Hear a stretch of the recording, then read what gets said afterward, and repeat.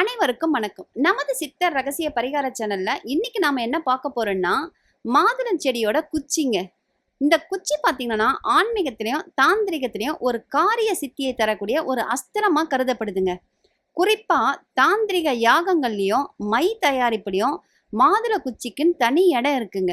இது சுக்கிரனுடைய அருளையும், புதன் பகவானுடைய ஈர்ப்பு விசை ஆற்றலையும் தனக்குள்ள அடக்கி வச்சிருக்குங்க.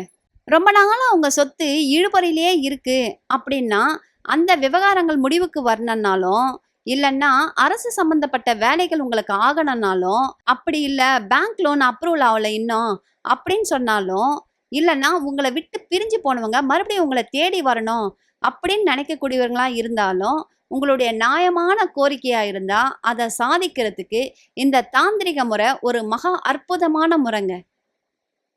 இதுக்கு தேவை என்னன்னு பார்த்தீங்கன்னா, ஒரு சின்ன மாதுளங்குச்சிங்க. உங்க விரல் நீளத்துக்கு இருந்தா போதுங்க. அப்புறம் சுத்தமான சந்தனம் இல்லன்னா குங்குமம். அப்புறம் கொஞ்சம் பன்னீர். அதுக்கப்புறம் ஒரு வெள்ளை பேப்பர். இது மட்டும் இருந்தா போதுங்க. இந்த பரிகாரத்தை எப்ப செய்யணும்னா, புதன்கிழமை இல்லன்னா வளர்பிற பிரதோஷ நாட்கள்ல செய்யலாங்க. உங்க வீட்டு பூஜை அறையில தாங்க இதை செய்யணும். சந்தனம் இல்லன்னா குங்குமத்துல கொஞ்சம் பன்னீர் கலந்து ஒரு மை மாதிரி ரெடி பண்ணி வச்சுக்கோங்க. இப்போ அந்த மாதுளங்குச்சியை ஒரு பேனா மாதிரி யூஸ் பண்ணி அதோட முனையில இந்த குங்கும மைய தொட்டு உங்களுக்கு என்ன வேணுமோ அதை வெள்ளை காகிதத்தில் உங்களுடைய நியாயமான கோரிக்கை எதுவோ அதை ஒரே ஒரு முறை எழுதுங்க போதும்.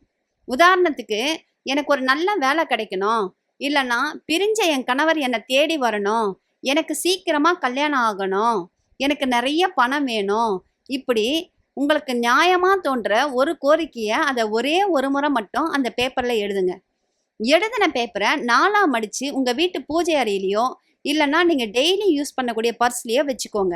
மாதுளங்குச்சியால எழுதப்படுற எழுத்துக்களுக்கு பிரபஞ்ச அலைகளை ஈர்த்து காரியங்களை சாதிக்கக்கூடிய அசாத்திய வசிய சக்தி இருக்குங்க.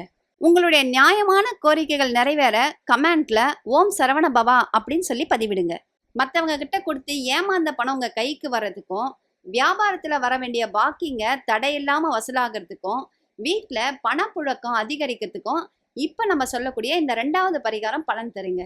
இதுக்கு என்ன தேவைன்னு பாத்தீங்கன்னா, அதே மாதிரி ஒரு மாதுளம் குச்சிங்க, அதுக்கப்புறம் ஒரு சின்ன சிகப்பு கலர் துணி, அதுக்கப்புறமா ஒரு துண்டு பச்சை கற்பூரம், இதை மட்டும் எடுத்து வச்சுக்கோங்க.